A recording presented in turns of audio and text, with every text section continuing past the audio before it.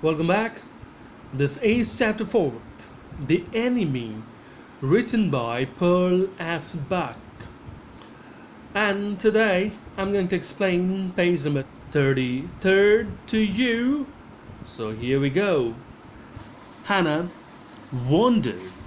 She gave a thought to her mind and she was now looking for the answers to some of the questions that came up in her mind.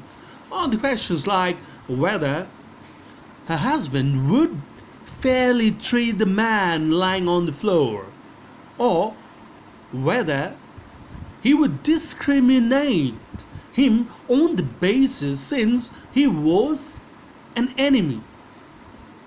So, whether he would do proper justice to his profession, that was the question in her mind. About so far as his work ethic, work culture was concerned, whenever he took up a case, he always did justice to it. He always did his work so efficiently and so excellently and sincere.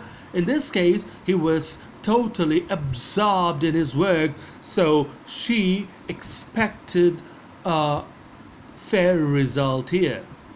You will have to give the anesthetic if he needs it, he said.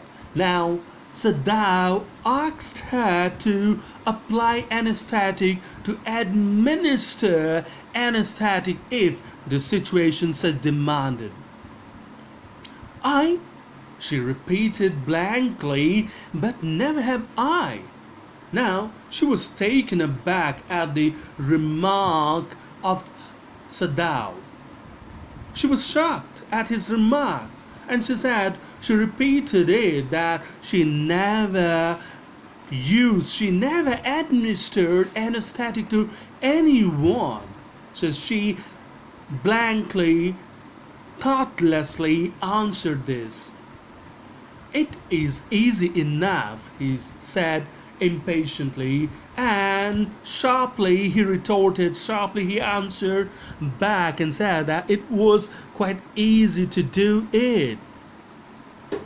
He was taking out the packing now, and the blood began to flow more quickly, and as he was now removing the packing from the wound, the packing that he did at the beach, that is the moss that he used to pack the wound, was now being removed by him. So as he removed the packing, blood started to stream out more quickly.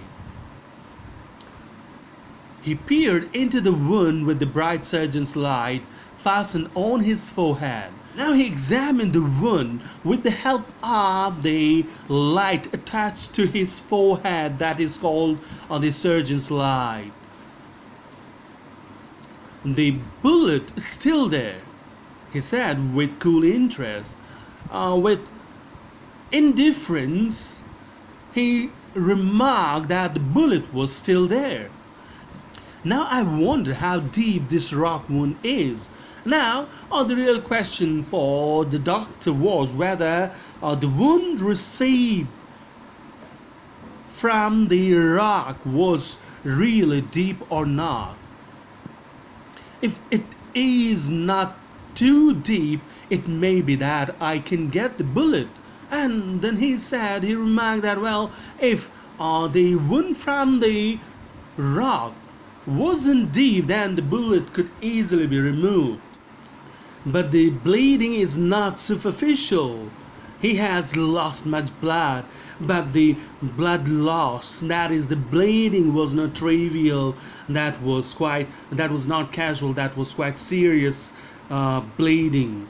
He has lost much blood.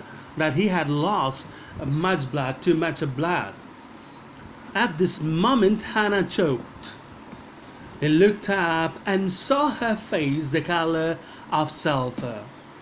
As Sadao was removing the packing from the wound, that sight really choked Hannah, and she felt like vomiting now. Sadao looked up and her face was yellowish in color. That is, her face got the tinge of yellow color. "Don't faint," he said sharply. He did not put down his exploring instrument. "If I stop now, the man will surely die." So here, Sadao asked his wife not to faint, because if she fainted, then that would be quite a critical situation for him to handle, because he could not take care of two of them. And here this patient being critical, so he needed more care. So he said all this without putting down his exploring instrument, the instrument with which he was working. She clapped her hands to her mouth and leaped up and ran out of the room. So clapping, that is putting both her hands onto her mouth, she leaped, she jumped and ran out of the room.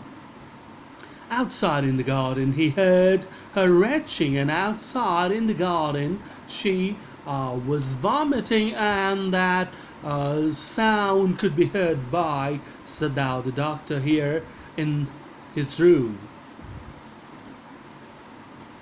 But he went on with his work, but he did not pay much attention, much heed to the thing that was going on outside. Rather, this patient needed more attention, more care, so he kept on working.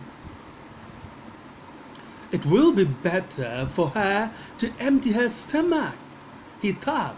And now he thought that, well, this would be better for her that she emptied her stomach. He had forgotten that, of course, she had never seen an operation. While thinking in that order, he forgot that she never had witnessed any operation. But her distress and his inability to go to her at once made him impatient and irritable with this man who lay like dead under his knife. But the distress, the discomfort that his wife experienced, or his wife was experiencing, and his inability to attend her, to go near her, was making him impatient and irritable with this man. Because of this man only, he could not go near and comfort his beloved. This man who lay under his knife like a dead. This man was lying under his knife. That is, here knife means, since he was a doctor, he was operating, so under the knife of the doctor, he lay like a dead.